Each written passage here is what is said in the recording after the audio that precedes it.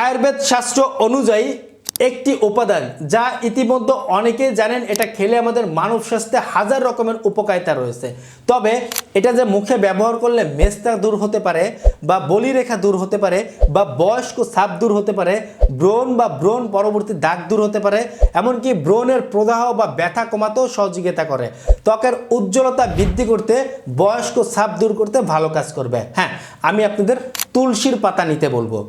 কষ্ট হলো ম্যানেজ করবেন, যেহেতু আপনারা নামি দামি ক্রিম ম্যানেজ করতে পারেন, তুলসীর পাতা ম্যানেজ করা আহামরি কষ্টের কিছু না। তুলসীর পাতা আপনারা ম্যানেজ করে প্রয়োজনে ফ্রিজে রেখে দিবেন। আপনারা নিয়মিত এই তুলসী পাতাকে পেস্ট আকারে তৈরি করে আপনারা সম্পূর্ণ মুখে লাগাবেন।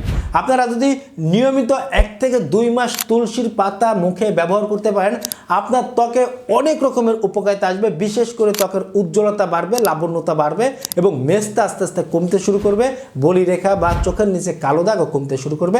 ব্যবহার করে দেখতে পারেন। ধন্যবাদ সবাইকে।